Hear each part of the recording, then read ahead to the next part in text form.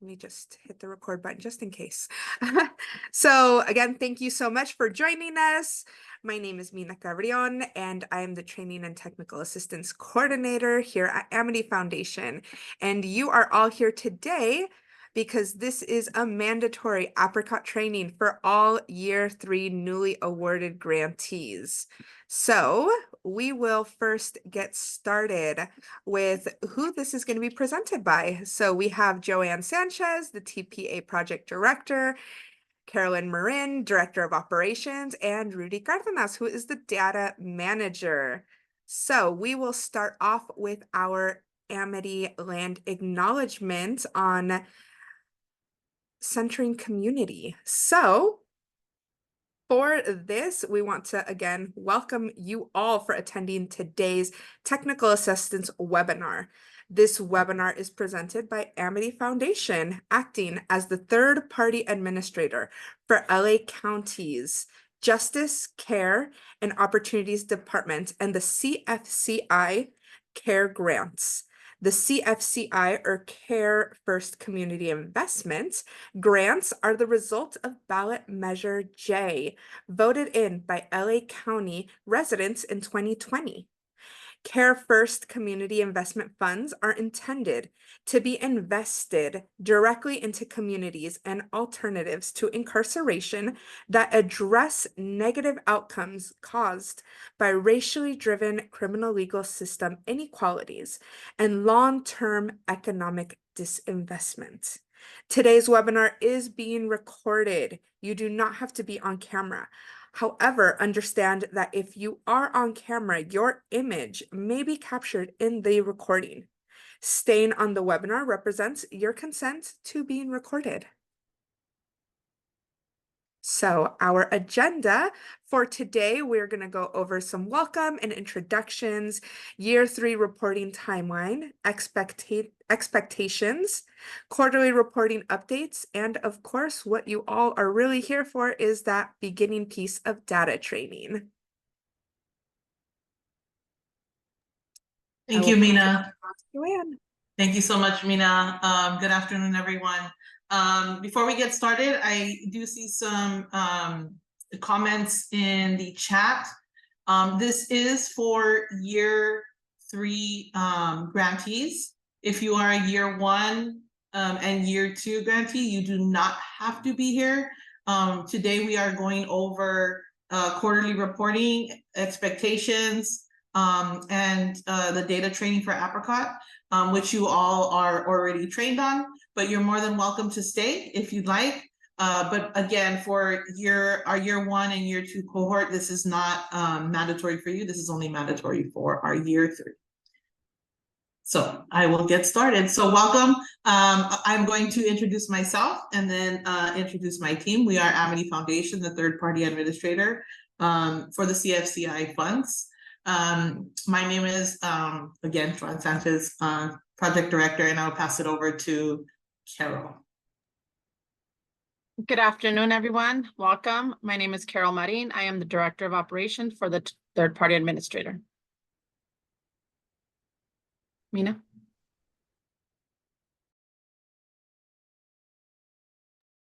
Hi, everyone. Again, my name is Mina Cabrion, and I am the Training and Technical Assistance Coordinator here at Amity.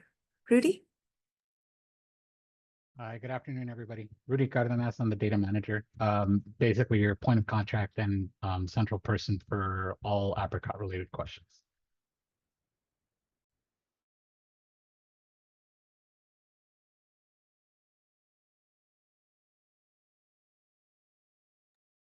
Wendy, can you go, please?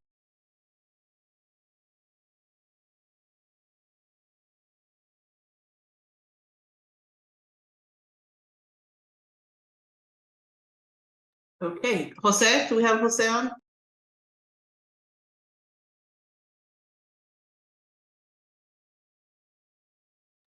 Mercedes? Oh, Mina, folks are having trouble unmuting. What's going on? Let's see how we can fix that remedy. Let me go to participants. I think it's because they're attendees and they're not panelists. Shoot. Oh, It's okay, Mina. I will just sorry. I'll read through our team. So we have Wendy Thompson, who is our advocate supervisor. I'm gonna go through our amazing grant advocates who you all know and have already spoken to. So Jose Perez, Mercedes Perez, Amber Ruiz, Sabrina Zamora, Kaylee Colsenadelis, sorry Kaylee, Ariel Lopez, Christopher Ortiz, Juanita Garcia, Suzanne Dave, Kimberly Jackson, Shannon Thompson, Luis Salazar, Nancy Noriega, Kia Duclay, and Jesse Barranco. So those are all of our grant advocates and the rest of the Amity team. Next slide, please, Nina. All right, we'd like to welcome program areas 22 through 46. That is our year 3 cohort.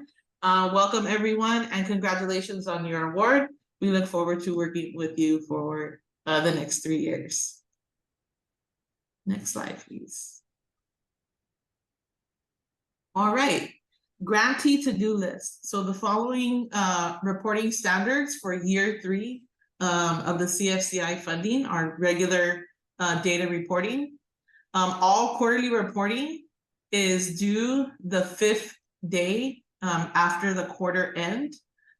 We will go over those dates in a slide coming up. And then regular check-ins with your grant advocate is on your to-do list. Next slide, please.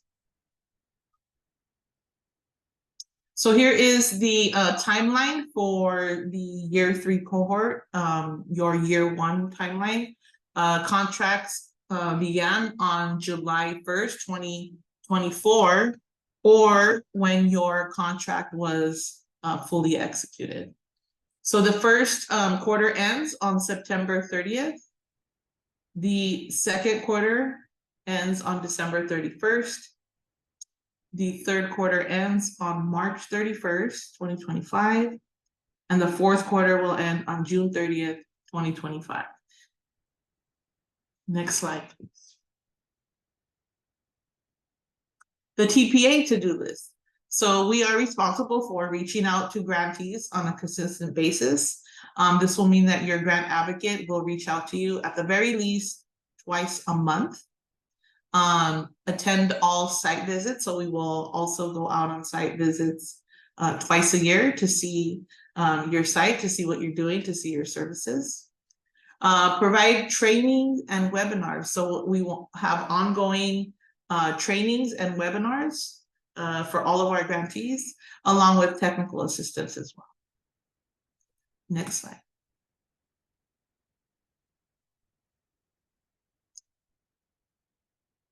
Carol, is this where you start? Yeah. These are quarterly reporting updates that you will be responsible for.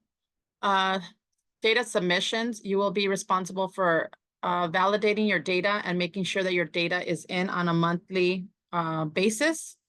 You will be reporting and making sure that your data is validated and that all your data is in prior to doing so. You're going to be responsible for your budget expenditure form. This is your expenditure form that you turn in for your quarterly reporting.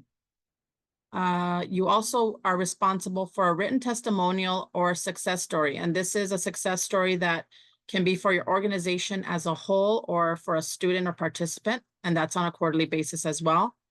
And you will be responsible for reporting on your milestones, on whether you are completed your milestone, you are in progress with your milestone, whatever the case may be. The other items that you are responsible for are your site visits and your ongoing technical assistance. It is very important that you reach out to your grant advocate or to Mina and make sure that you reach out for technical assistance as needed. Next slide, please. Quarterly reporting process. Number one, you would submit your quarterly report in Apricot. 2, your grant advocate will then review your report. 3, you will be notified if your report needs revisions, corrections. You will either get an email from your grant advocate or an email from Apricot. 4 would be grantee, the grantee would review, you would review your approval form and make those corrections. Number 5, grantee will notify your grant advocate of the submission of those corrections. And we want you to please note, all final approvals are made by TPA leadership. Any quarterly reporting updates will be submitted directly in Apricot. Next slide, please. Insurance compliance, our favorite part of this contracting portion. Insurance certificates are needed for contract compliance. All insurance required to execute contract must stay current throughout the term of the contract, meaning that you are responsible to make sure that you renew and you stay in contact with your broker to make sure that you don't fall out of compliance. Trust Layer is an application used to track insurance certificate compliance. I know a lot of you have used Trust Layer, and if you have not, I encourage you to please reach out to your grant advocate and make sure that you receive a link. That way you make sure and you become familiar of when your organization certificates are either ending or need to be renewed or whatnot. If your organization is not in compliance, you will be contacted by Amity Foundation. Next slide, please.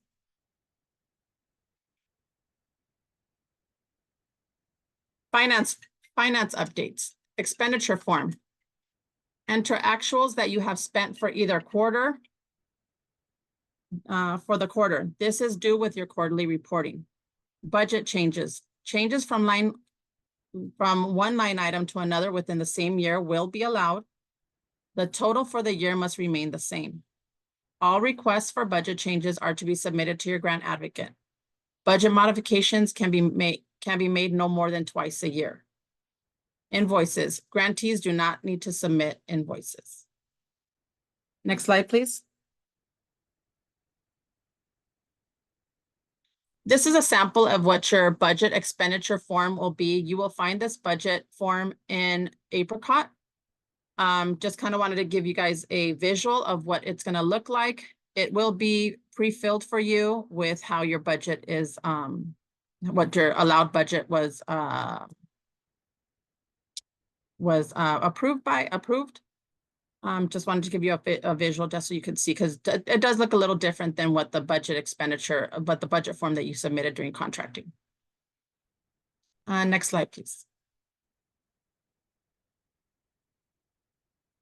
Data updates and upcoming trainings. This, I think, is you, Rudy, right? Yes, thank you. Thank you.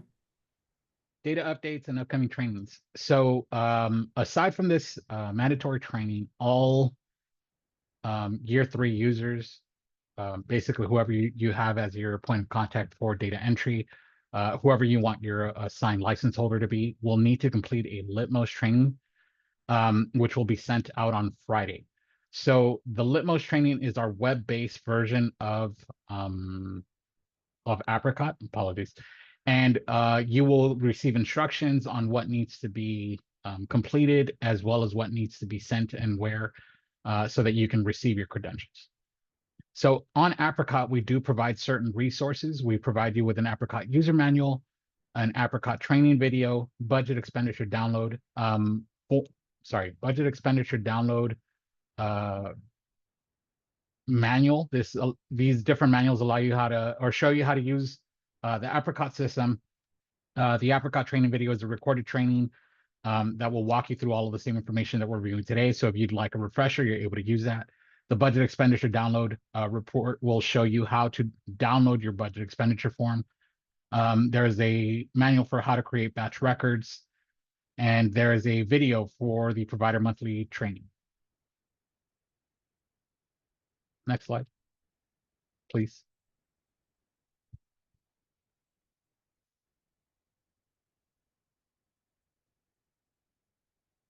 And that is it. Okay, thank you, folks. I am going to begin our Apricot training. Give me just 1 second. I am going to share my screen.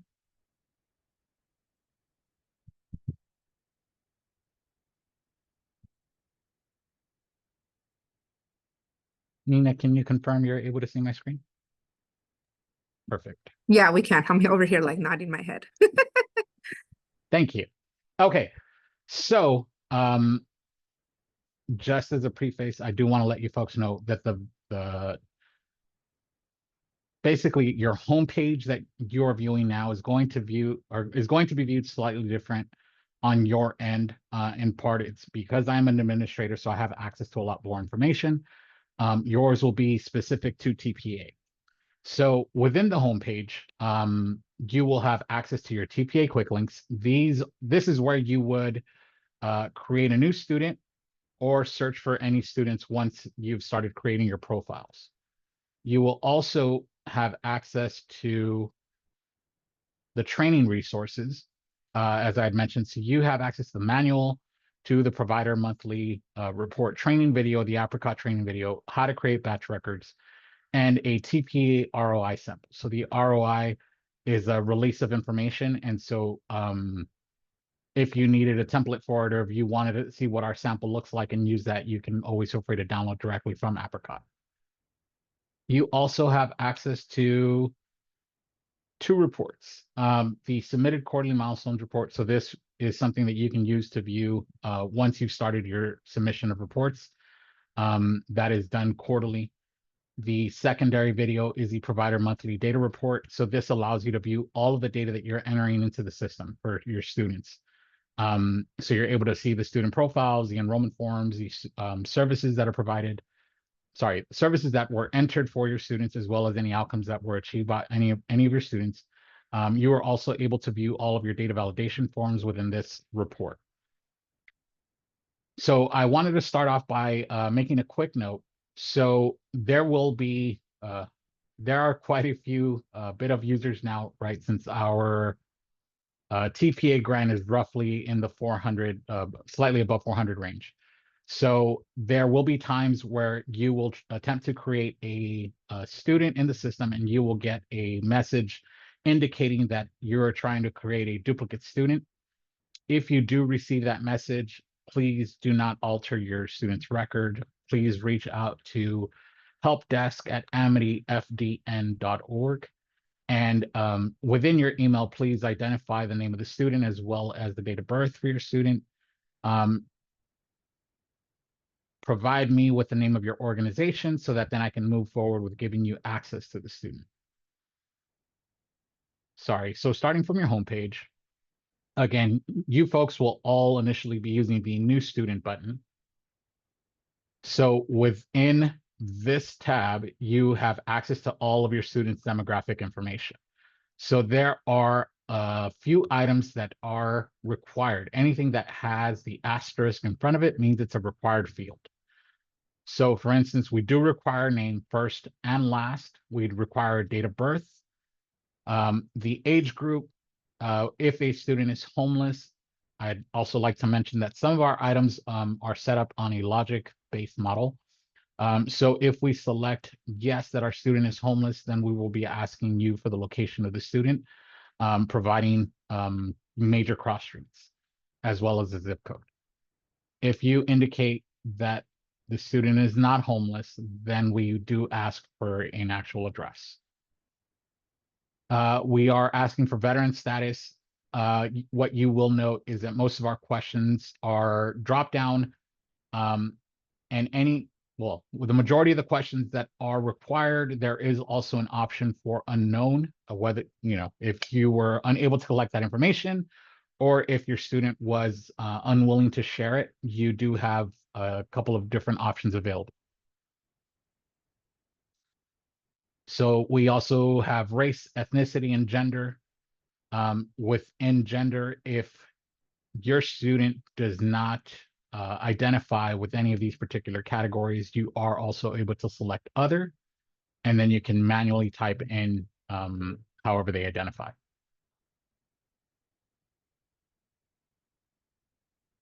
So the last piece for the demographic profile is the referral source. So was your student referred to your agency by another outside org? If you reply yes to this question, you will have additional items that need to be filled in. So the date of referral, just as a note, we are requiring you folks to start entering data as of September 1st. So this gives you the month of August to ensure that you are able to complete the Litmos training, the online version of the Apricot training, and get your credentials. So we are expecting that you start entering data as of September 1st. If you wanted to enter data for your program or items that occurred in July and August, that is totally up to you. You're available to do so. The data referral, though, should not be anything prior to your contract start date. So since most of our folks contracted July 1st, we should not be seeing dates, let's say for 2022, 2023, again, anything prior to your contracted start date. Referred for. So within this section, what was your student referred to your agency for? Like, what services are you providing? So if, let's say, you provide education and you provide transportation, then that's what you would select. Agency name. So this is the name of the organization that referred the student to your agency. So if, let's say, for instance, it was LAUSD. LAUSD referred a student to you because you provide a tutoring program. You can go ahead and enter the information as such. If you do not have an address, that is okay. We would appreciate that you fill in as much information as possible.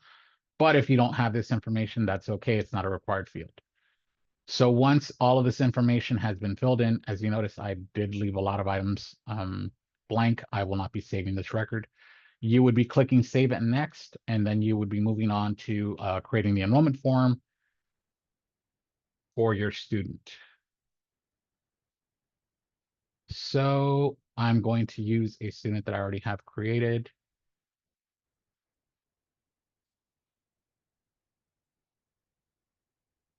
Again, this is my student's demographic profile. Within this section, I can select View Folder.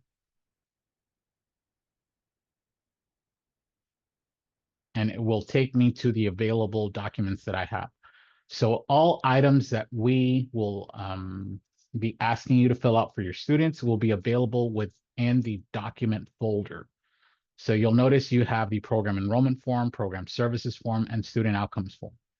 So if we needed to create any new forms for our students, you would be locating the items over on the right-hand side. You'll be clicking the page with the plus sign. This will open up a brand new form, which you can move forward with updating. So the enrollment date, again, as mentioned, you would not be using a date prior to contract start date. So I'm going to, let's just say it's 9/1 of 24. Referral source. How did the student find out about your program? So if they came from LAUSD, I'm going to say they were referred by another agency. Student status. If the student is active or inactive. Active meaning that they are currently receiving programming with your agency. Inactive means that they are no longer one of your students, right? That they've left programming for any sort of reasons. So this is where you would enter their exit date. So we'll just say 10/1 of 24. You will enter a primary reason for exit. If when you are entering this information, none of the primary reasons for exits suit your need, you can always reach out again to helpdesk@amityfdn.org and let us know of the update that needs to be made within the system, and we can go ahead and do so. So I will go ahead and say that the student just left. They didn't give a reason as to why they left. The enrollment notes and exit notes can be filled in at your preference. Any information you'd like to share, please feel free to do so. Once I've entered all my information, I'm going to ensure that I have the assigned program selected so I can see that TPA contracts is already filled in. If not, I would click on program access. I would look for my program within this section. I would click on it and click add. I won't be adding that org, but then I would be clicking apply. And on the right-hand side, I will be clicking save record. I apologize, folks. I know I'm moving rather quickly, but I'm trying to go through everything as quickly as possible so that we can also answer questions. We also do, just as a note, we also do provide additional training once you're actually entering data into the system to ensure that you folks are as comfortable as possible. So the next piece, the program services. Can you pause for 2 seconds? I Mhm. see a lot of people are posting questions in the chat. If you could please redirect them to the Q&A section in Zoom. We're answering questions there. It's just a lot easier to navigate them in the Q&A section. Thank you so much. Thank you, Mina.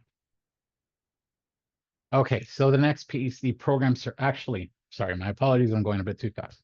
So once I've created the enrollment form for my student, if at any point I needed to update that,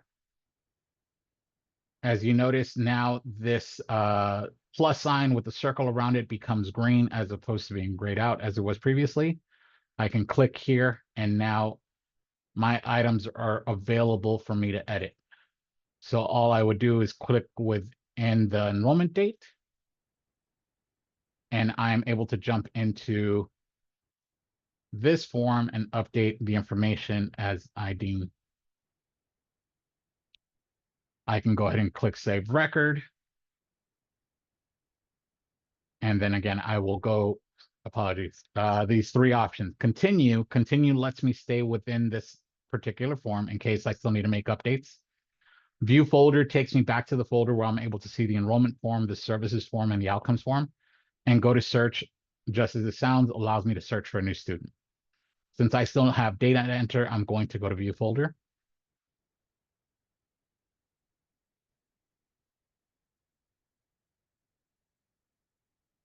Okay, so I am going to create a new service entry. So I'll follow the path for program services. I will click the page with the plus sign on the right-hand side.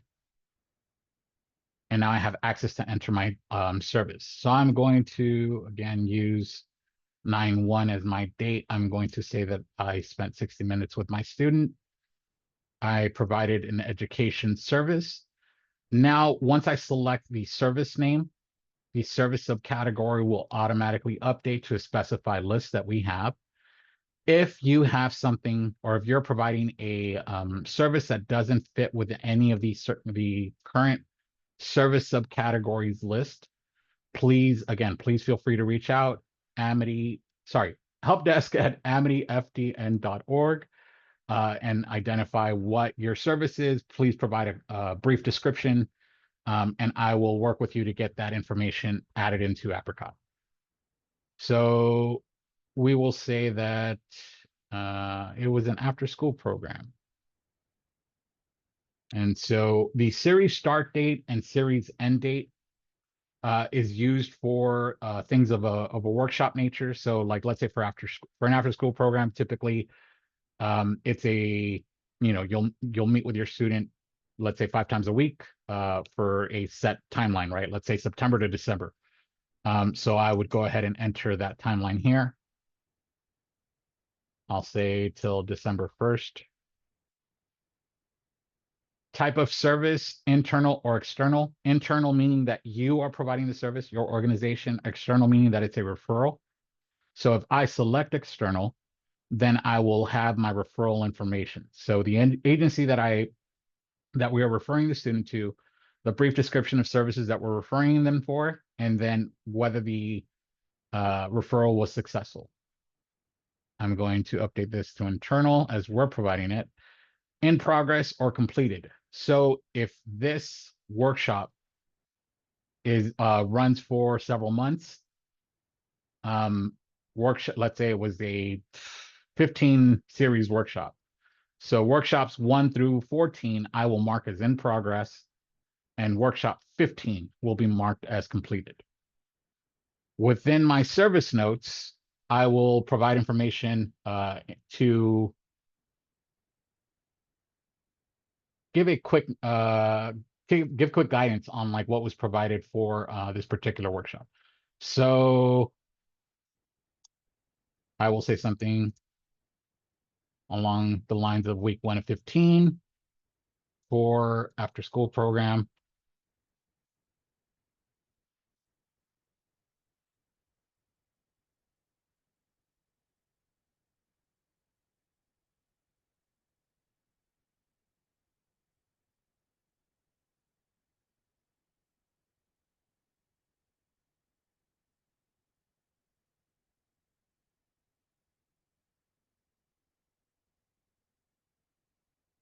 Okay.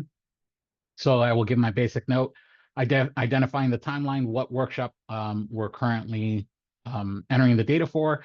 You are expected to enter data on a weekly basis. So if let's say that, actually, I will go ahead and update this note. So let's say that I meet with my students 5 times a week for 60 minutes every day. So then I will update that to 300. So I have identified here, it's week 1 of 15. I can also say week 1 of 15 for after school programming. Meet with students Monday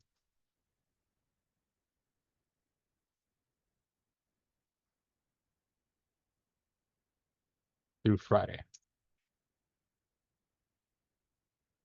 All right, so now that I've gone through and my service note is complete, I can go ahead and click Save Record. Again, you always want to ensure that you have the appropriate assigned program set in here. I do have it set as TPA contracts, which is the program that I want to enter the data for. I'm going to go ahead and click Save Record. And I will get that same note. Notice, or just a note, if you click Save Record and you do not get this dialog box, it can be a couple of different items. One, you might have spotty Wi-Fi, you might have gotten kicked off the system. Typically, if you do not see a dialog box populate after you've clicked Save Record, it typically means that the service was not entered.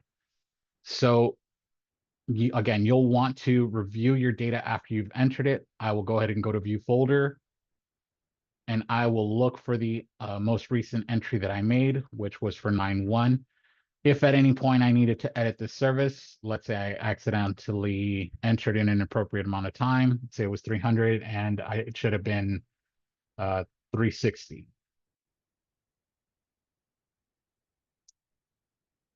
I can go ahead and do such, make such changes.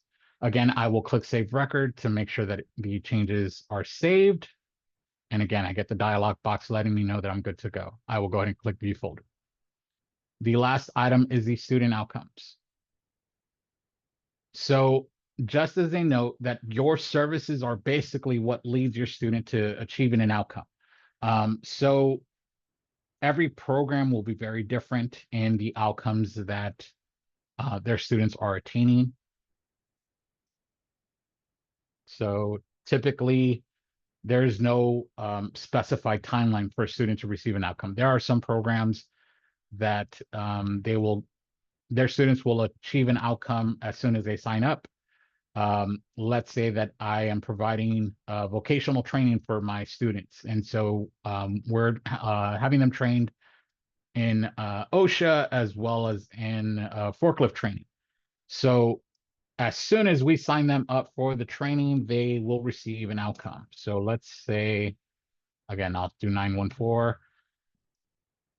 Again, this is your current set of outcomes that are attainable within the system. We have 3 different items that when you click on them will provide you an additional subcategory type of field. So for education placement, if I click on the type of education, I'm able to view vocational school enrollment.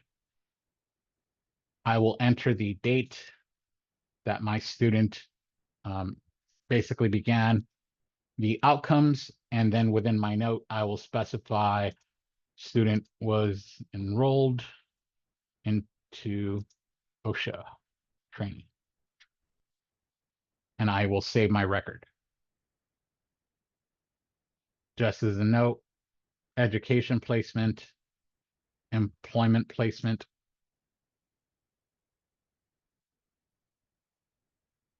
and housing placement are the 3 that will provide you with this additional field.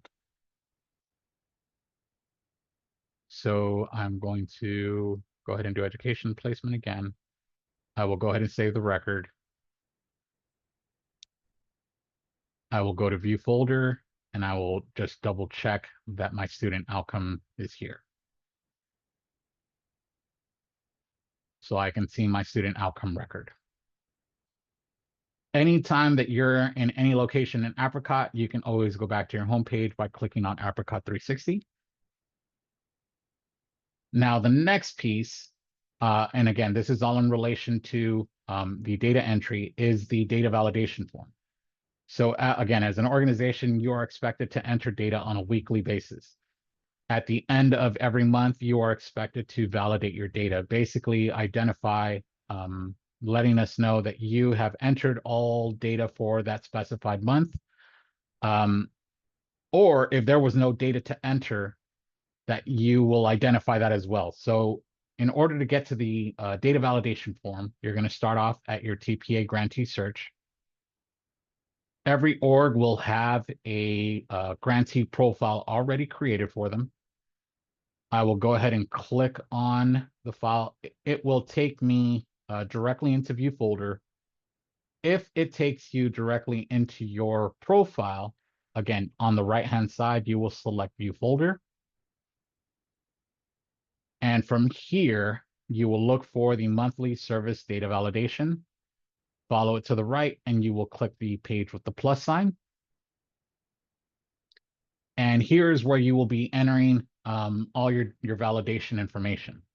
So we will go ahead and enter one. We'll be entering for July. So I will say it's tomorrow's date. We're going to select July. The year of data entered is 2024. Did I provide services this month? If we say yes, then we're good to go. If we say no, then we do ask for an explanation as to why we haven't provided services yet. And again, so it's more of just so we have an update as to why you're not providing services. So if you're still running implementation during your implementation phase, if you're still outreaching to students, that's okay. You would just identify that information to us within this text box. So we will say,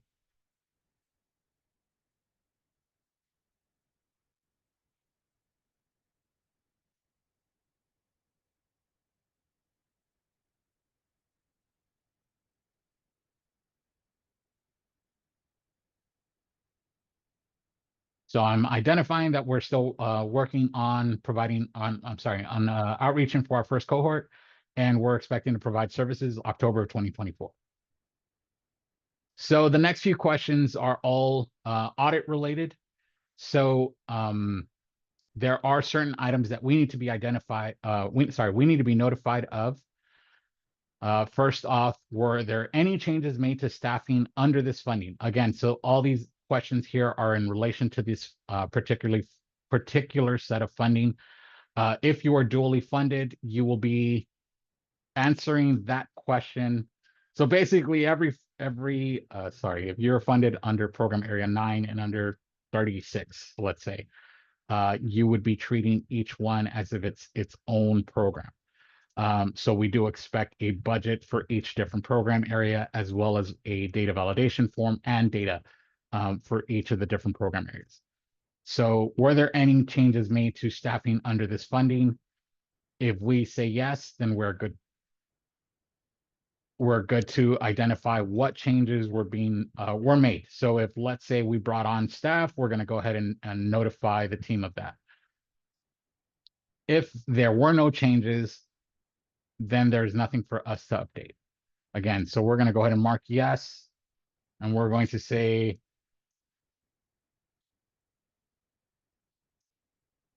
hired a program coordinator. Has our organization relocated or opened a new office with grant funding? Again, so we know that you're in your first quarter of funding. Maybe you are going to open up a new office within the area where you're going to be providing your services. So you would just go ahead and identify whether yes or no. So again, if it's yes, where is your new office located? Will this site be used to provide services under this grant? So again, we just want to make sure that you're acknowledging that this site is being paid for by this particular grant. So yes, open new site for student services. And then you can feel free to provide the address here. Has TPA leadership been notified of the changes? So anytime there is changes to, apologies, there's changes to the types of services that you've provided, to the type of funding, or to the location of your site, you do need to notify TPA leadership, being Joanne, Carol, and again, always making sure that your grant advocate is in the loop as well. So you will want to reach out via email. I believe it should become a part of your site visits with your grant advocates, but you can always just reach out to them and basically identify that information, and then you can figure out how to move forward with them. So has TPA leadership been notified of any of the changes? I'll go ahead and say yes. If yes, how were they notified? So I will say that I sent them an email.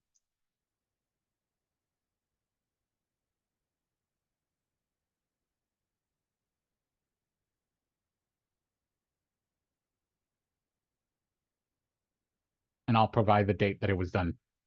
Now that we've gone through the entire form, we are going to go ahead and click this checkbox.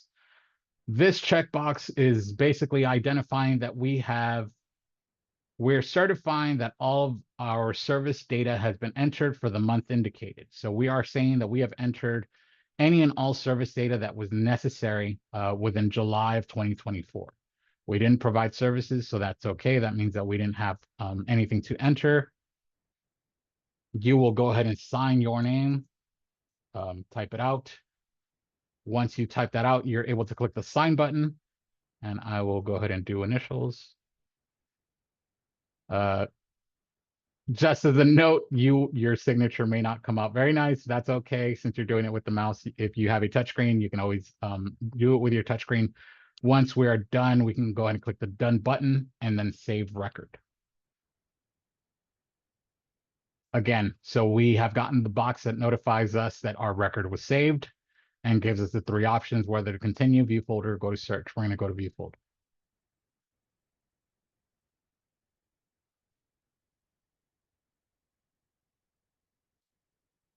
All right. And so from this particular section, again, if I needed to make any updates, I can do so by clicking on the monthly service data validation.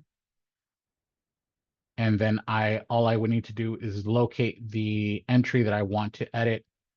Once I locate it, I click on it, and I'm able to make any updates I need. I apologize, folks. I know I ran through all this information, and it's going to be a bit much. However, we are available for additional trainings. You can always feel free to reach out if you have any additional questions, or if you need any guidance.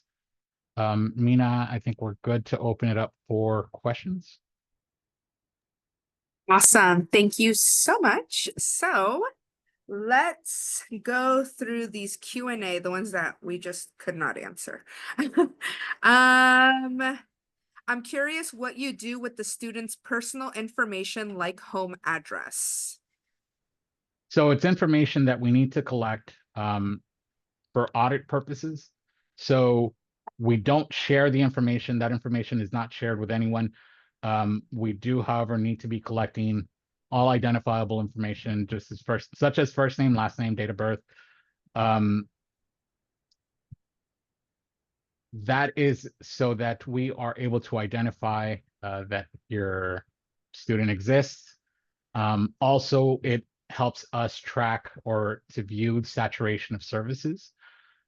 So if, let's say, Rudy Cardenas is a student with one receiving services with one organization, and he signs up for additional services with another org, we're able to track that across all agencies that Rudy's working with. And you said, who is the information shared with, Rudy? Sorry, so we'd share the information with the county. So we pull items like date of birth, so we can identify the SPA, the supervisorial district that a student is being served within. However, when we share the information, we scrub all identifiable information. So we don't provide name, date of birth. We basically provide them with the other subsets, and then we give them a record ID for their reference. And you mentioned that we say students, you might say clients, Or but participants, yeah. same interchangeable language. But if they're enrolled in other programs that are using Apricot, if they are new to the organization, will they get a duplicate student message, or can they just select them from a list? So they will get a duplicate student message. So if, organization A houses Mina and organization B is going to start working with Mina, they will get a duplicate student message. And so they will need to reach out to helpdesk@amityfdn.org and request access to the student. Awesome. How do we handle if a student or a participant is in juvenile and incarcerated and therefore under confidentiality? So that would actually be a case-by-case basis. We would need to meet with you to get more information. So basically it would require a meeting so that we can identify what information you have access to, and then that we can set up a path for you to enter your data for your students. So I know it doesn't quite answer your question, but basically you'll need to request a meeting with us so that we can hash out all the details. What about individuals who don't have social security numbers? If our participants don't have one or have an undocumented status? So we do not require a social security number. On the system, we do ask for the last four. Again, that is not a required field though. So we do know that many students will be hesitant to share that information. If they are, that's okay. It's not a required field, so it's not something that's mandatory in order for you to save the student's profile or for you to move on with adding their services. Thank you, Rudy. What about the last date to submit the Apricot form? The data form?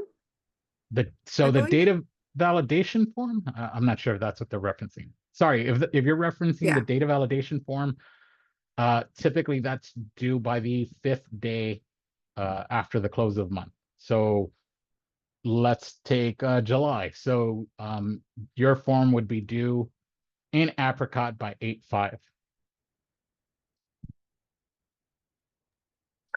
When collaborating with other organizations like LAUSD or Rec and Parks, can we reference we need the client data information for audit purposes? Can we reference Amity or the county? So you should be getting a release of information form from all of your students. And within that form,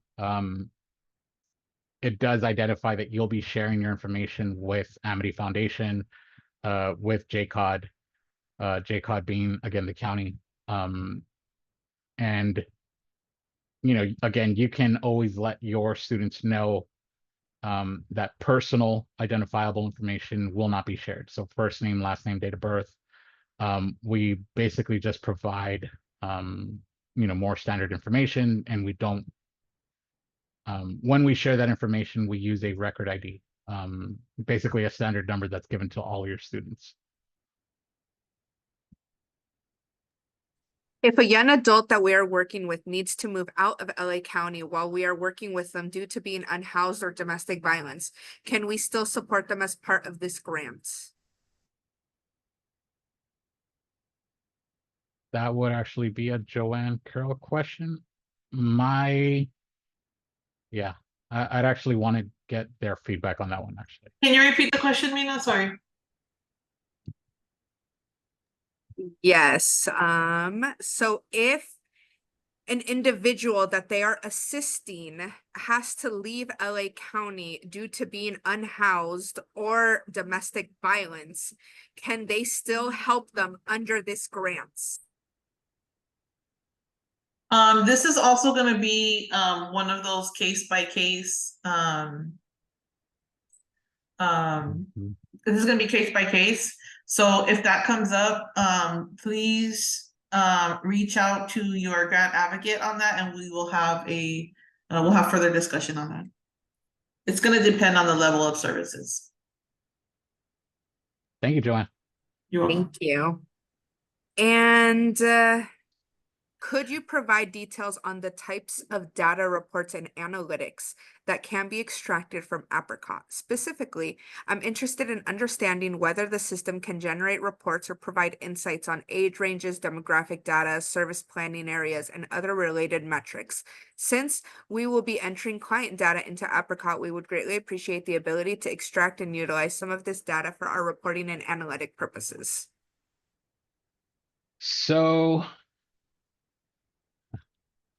So Apricot is Amity's data system. So we are able to, there is a report that would allow you to pull all information that you've entered, right? So your student profiles, your enrollment forms, your services, as well as outcome data. You can export that into Excel. However, all analysis would need to be done on your end. Currently, we don't have a report that kind of sets you up with specifics or analyzes like any pieces of the data. That's always done in-house. So while you are able to pull any and all information for the students that you've entered, the analytics piece would need to take place in-house. How will we handle our school sites who are restricting us from gathering data such as name, date of birth, ethnicity, etc.? Some of our partners are offering aggregated data. Will that suffice? So that will require a meeting so that we can get more information. Again, that's one of the case-by-case basis, right? Kind of to Joanne's mention. We would need to review with them and kind of see how, what works best, since every org is going to be different. One of our, oh, I lost the question. Oh, shit. Okay, I'll read something else. Are we required to upload each student participating in our programs, given that the majority are incarcerated and the numbers are in the hundreds?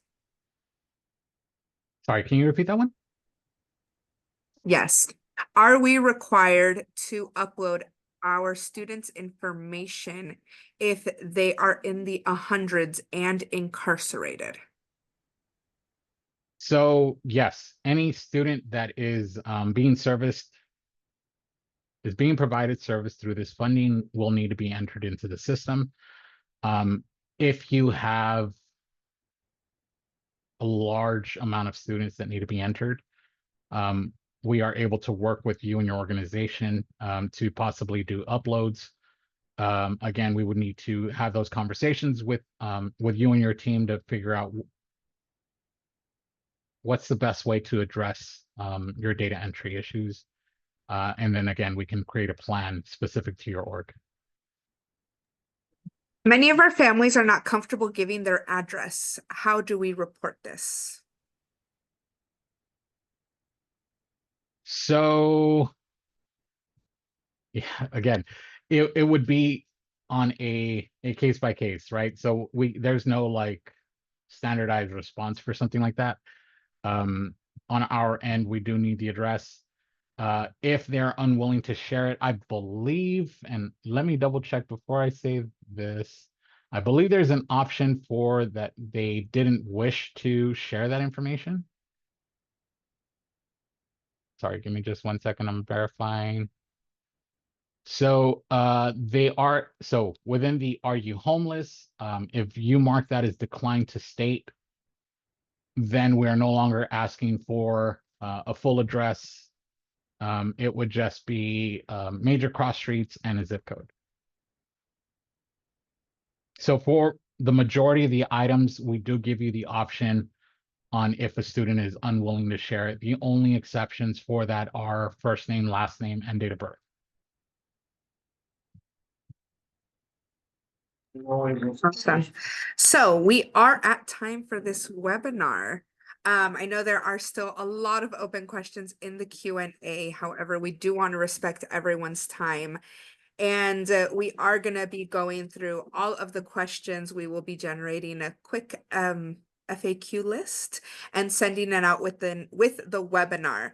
So the webinar will be posted on our Amity and You website. All of our webinars are on our Amity and You website within 1 week of every single webinar. So last week's webinar is already up on our website. This That's week's webinar will be up next week. So we will look into the presentations being up. Thank you so much for letting us know. However, we are so thankful that you are here with us and that you spent the last hour with us and absorbing all of Rudy's knowledge. I know apricots can be a tricky thing to go through. Once we verify all of the attendance, Rudy will move forward with sending Litmos, correct, Rudy? Yes. Mhm. So that all of you can go through your Litmus training and get into the weeds with Apricot. So it is sure to be fun, you guys. But again, thank you so much for joining us. Have a fabulous Wednesday. Also, if you have not looked at our bulletin, we did send it out a couple of weeks ago. There is a Microsoft Forms in there. Again, we want to know about your organization, the spa, the website. What do you do? If someone needs services, who do they contact? If you haven't filled out that form, let us know. Reach out to your grant advocate so that they could send you the form again. We want to add you to our internal resource guide that is on our website. It will give you access to over 200 plus organizations. Our year 1 and year 2 awarded grantees are already on an internal resource guide on our website. So if you want to know more about other orgs and who you want to connect with, check it out. It's on our website, Amity and You. If not, fill it out. And again, have a fabulous, fabulous Wednesday. And I hope everyone is safe and sound and healthy. Have a great time, everyone. Bye.